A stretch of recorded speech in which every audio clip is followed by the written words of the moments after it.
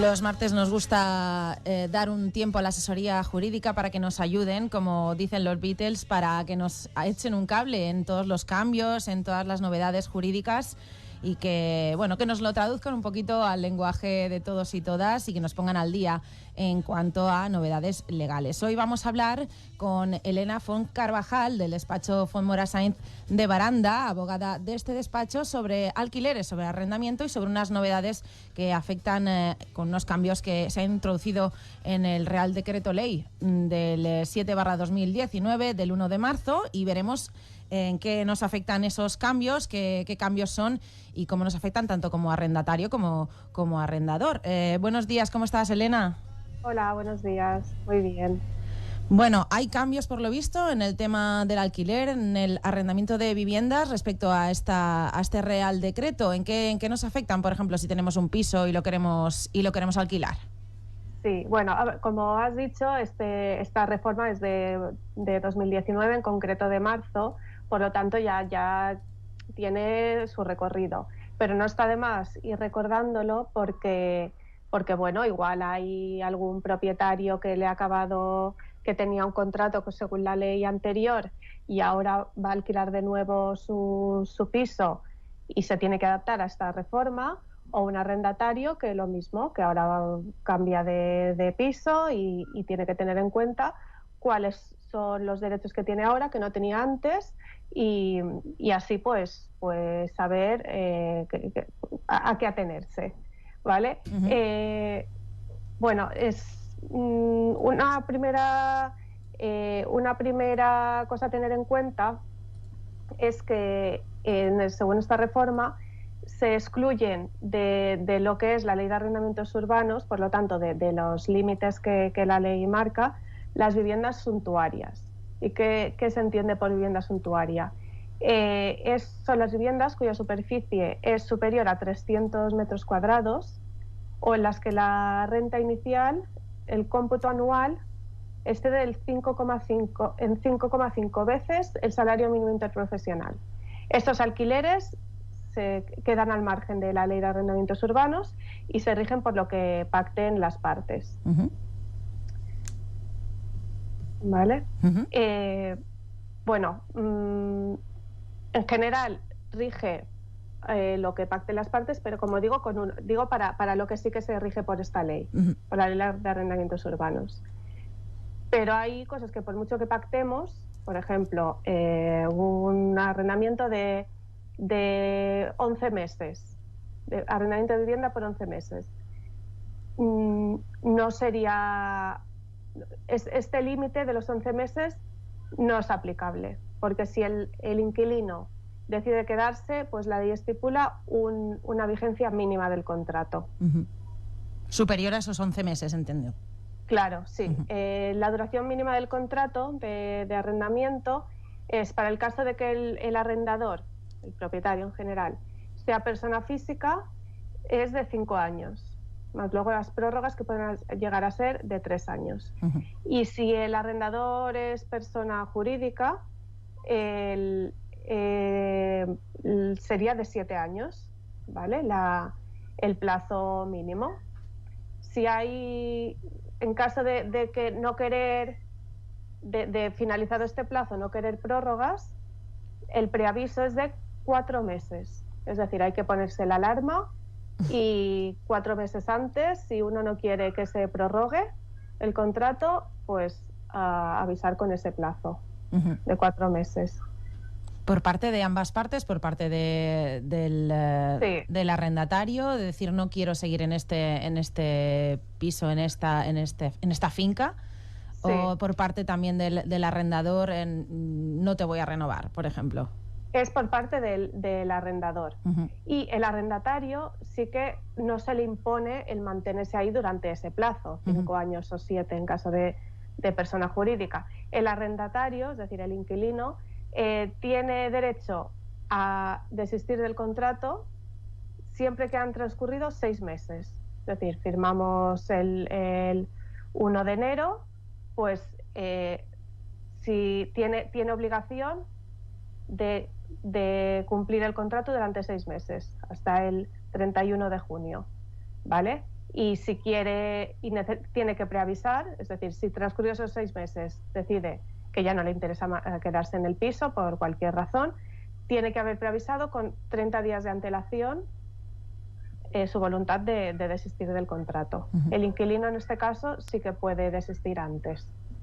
Puede desistir antes de esos... Del plazo. El plazo obligatorio es para el propietario. Para el inquilino es solamente de 6 meses. Y si, por ejemplo, por alguna cuestión tiene que abandonar esa vivienda antes de 6 meses y no puede preavisar en esos 30 días, ¿cuáles son las consecuencias? El propietario tendría derecho a exigir el pago por ese plazo. Por el plazo de 6 meses. ¿Tendría que pagar esos 6 meses de estancia a pesar de que no estuviera? Una parte proporcional a lo que le quede pendiente de cumplimiento. Bueno, y si el arrendador necesita la vivienda para sí mismo, para un familiar, y la quiere recuperar antes de ese periodo o en cualquier otro momento durante el contrato que tiene con su inquilino.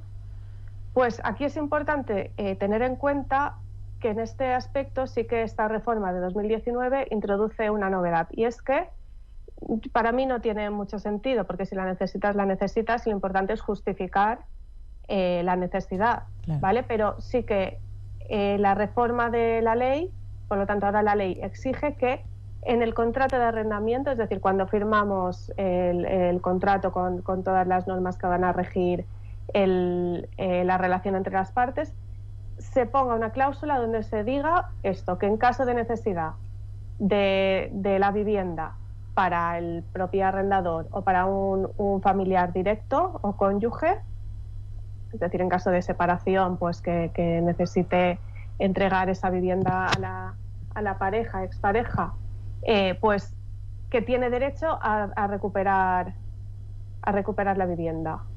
Siempre que haya transcurrido un año del arrendamiento. Pero hay que ponerlo en el contrato claramente. Si no, por mucho que la necesite, pues si no está puesto en el contrato, no la podría recuperar. Hasta que no terminara ese contrato, ¿no? Sí. Imaginaos que esté al principio del primer año, tendría que aguantar hasta 5 años. Y en el caso que se indica, pero antes de un año no podría hacerse con ella, en este sentido. No. Y tiene que informar al arrendatario, y cuando recupera tiene que pasar a vivir a la vivienda, es decir, ocupar la vivienda, si ha dicho que es para él mismo o la persona, el familiar directo que haya indicado, tiene un plazo de 3 meses. Si no lo cumple, el inquilino tiene derecho o bien a recuperar la vivienda o a pedir una indemnización. Claro, en 3 meses tiene que ocuparse de esa vivienda que se ha dicho que se necesita por parte del arrendador. Sí. Claro, si no, hay una sanción para el arrendador porque no se ha cumplido esa necesidad, entiendo. Claro, es que si no se prevé así, sí que habría mucha trampa. Sería la forma de sortear la duración mínima obligatoria. Entonces hay que cumplirlo, y si no se cumple, pues tiene unas consecuencias. Y en el caso de que en vez de necesitarla, lo que necesite es el dinero, por ejemplo, y necesite vender esa propiedad, el propietario, ¿afecta al inquilino? ¿De qué manera afecta al inquilino que vive dentro? Y de qué manera afecta al comprador el contrato que tenga ese arrendatario con su inquilino? Pues mira, esto también es uno de los puntos, una de las reformas que introdujo el Real Decreto de 2019, y es que antes, para que afectara a terceros el contrato de arrendamiento, es decir, yo tengo un piso que lo tengo alquilado y lo vendo, antes, si no estaba inscrito este contrato de arrendamiento en el registro de la propiedad, no afectaba al comprador, ¿vale?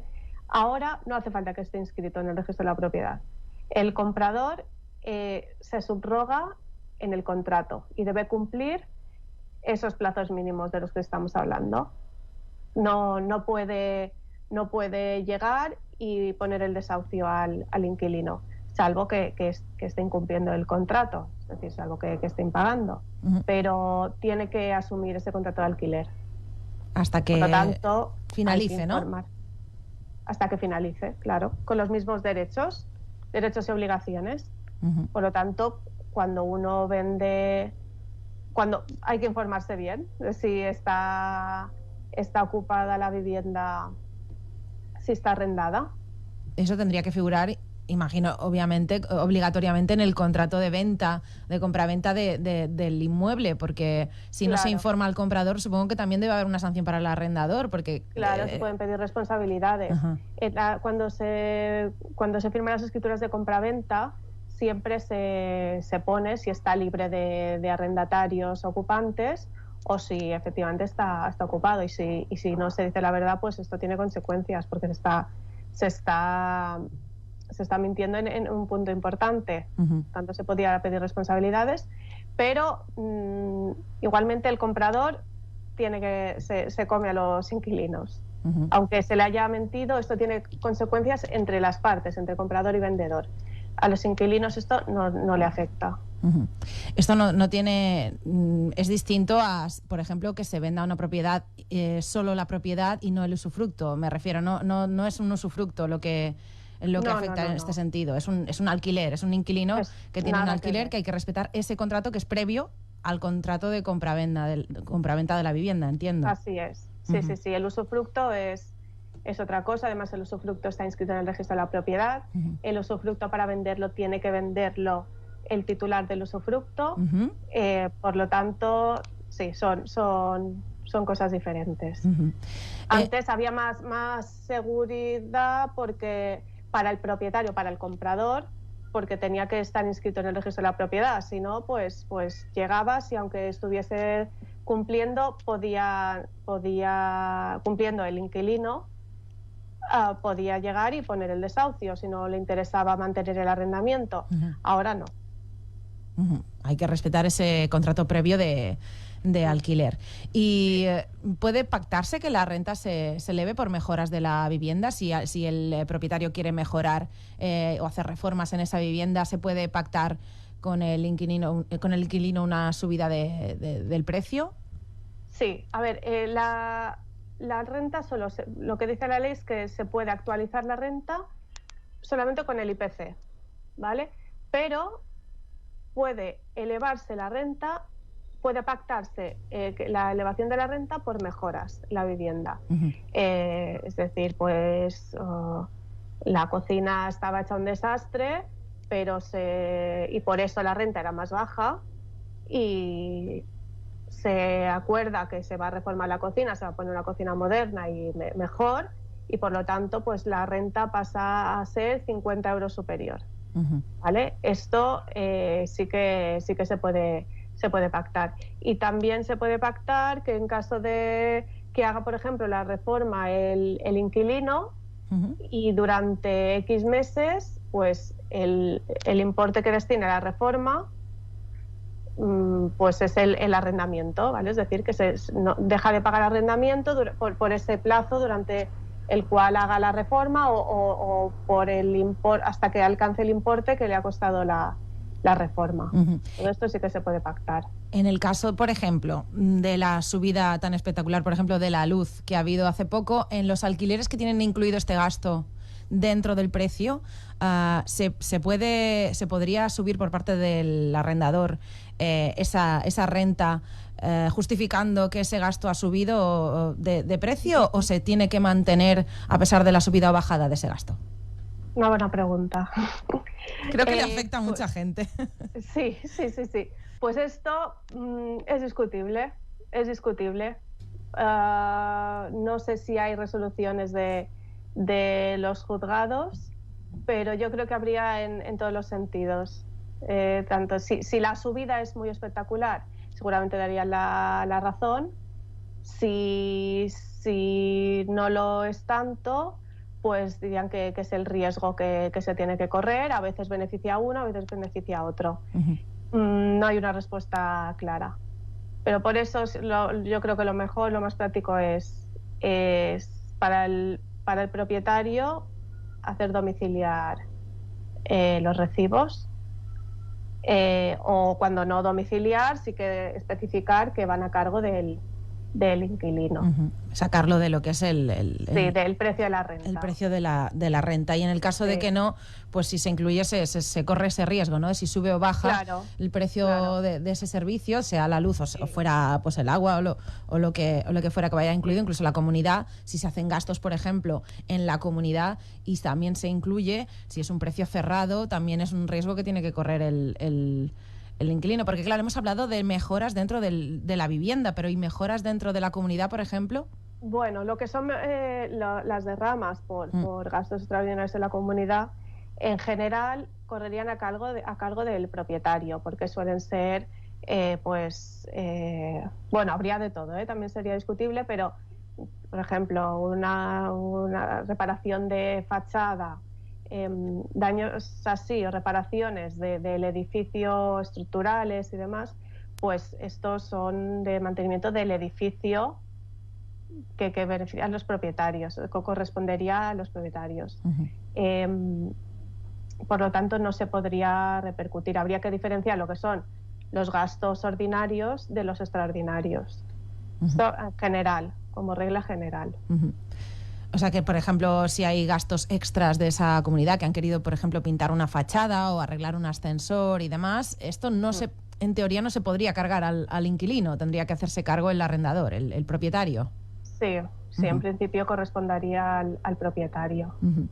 Y en el caso de que la vivienda se haya alquilado por agencia inmobiliaria, ¿quién paga los honorarios y los gastos de formalización del contrato de alquiler?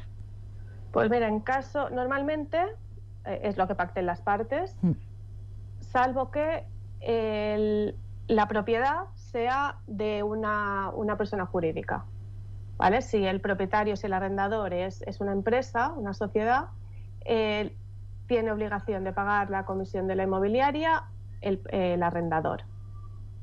Cuando no es así, es lo que pacten las partes y siempre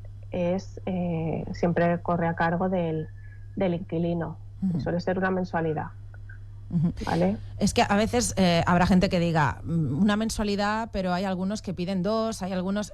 Se está viendo en los últimos años cómo se pide muchísimo por entrar a vivir de alquiler en una vivienda, ¿no? Se pide a veces 2 fianzas o se pide una fianza, se piden 2 meses por adelantado.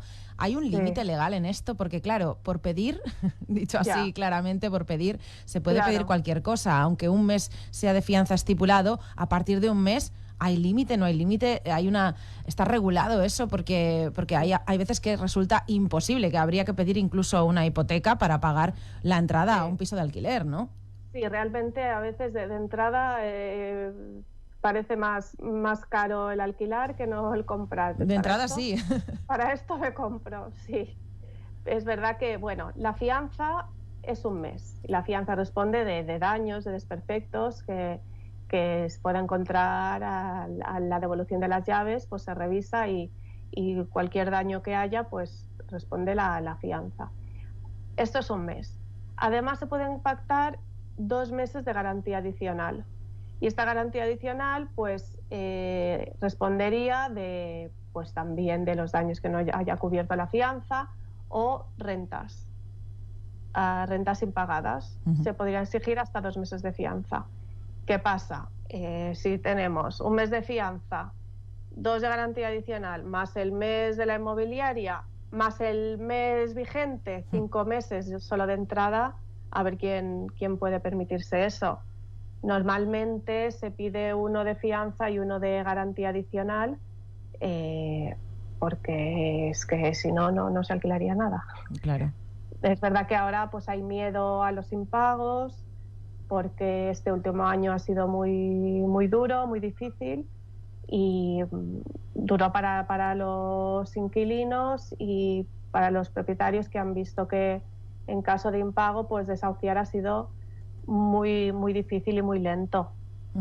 Entonces hay miedo a alquilar sin garantías, pero bueno, lo previsible es que esto ahora se normalice un poco a poco y el mercado se estabilice un poco.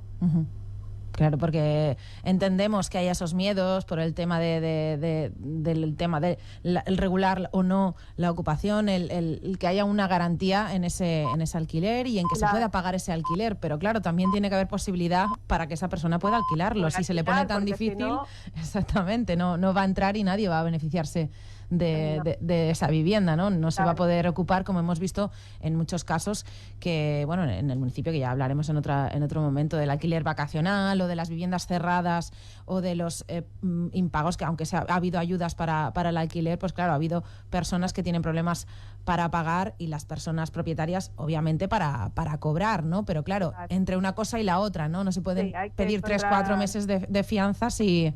Posible. Y luego, como es que te llevas todos los ahorros casi. Hoy en día, después de esta época tan mala que hemos pasado, empezar con menos 5 meses de alquiler y luego estar al día, pues dificulta todo mucho. Claro, sobre todo que, bueno, habrá casos en los que haya personas que se hayan tenido que mudar por necesidad y no por placer a un sitio más pequeño y en el que tengan que pagar todo eso, que les supone una carga adicional, cuando lo que no podían a lo mejor era pagar la renta del sitio donde vivían hasta el momento, pues seguramente por la pandemia, por la crisis y demás, ¿no? Hay un equilibrio, ¿no? Es verdad perdona. Decía que debería haber un equilibrio entre la realidad y lo que se solicita y las garantías que puede pedir un arrendador, un propietario, ¿no? Claro, sí. Es verdad que durante este año, en general, dada la situación y que la dificultad general casi para hacer frente a los alquileres, hemos visto mucha buena voluntad en cuanto a pactos de rebajas de alquileres, más allá de lo que decía la ley o imponía, porque sabía que era o una rebaja o quedarse sin inquilino. Entonces sí que se ha visto que en general la gente ha sido comprensiva y se ha sabido adaptar a la situación. Pero hay veces que no es posible ni con rebaja. Y que seguramente corremos el riesgo de que cuando empiece a remontar la economía se vuelva a los mismos estándares de antes y se vuelva a solicitar esas mensualidades, esas varias mensualidades para entrar a vivir a una vivienda, ¿no? Entonces dificulta pues la entrada en sí misma por eso, porque hacer frente a ese pago es bastante elevado. Pero bueno, esperamos que esa conciencia y ese equilibrio y ese acuerdo entre las partes se mantenga en términos más o menos realistas, ¿no? y coherentes en el que ambas partes estén satisfechas, ¿no? Sí, así es. Pues muchas gracias por iluminarnos un poquito más respecto a temas de alquiler y de arrendamiento. Elena Font Carvajal, desde Font Mora Saint de Baranda, el despacho de abogados. Muchas gracias. Gracias a vosotros. Y hasta pronto. Adiós, un abrazo. Adiós. Toda la actualidad de nuestro municipio en la 107.4 FM. Sintoniza Calvià. Benvingut a l'Illa de les Bous.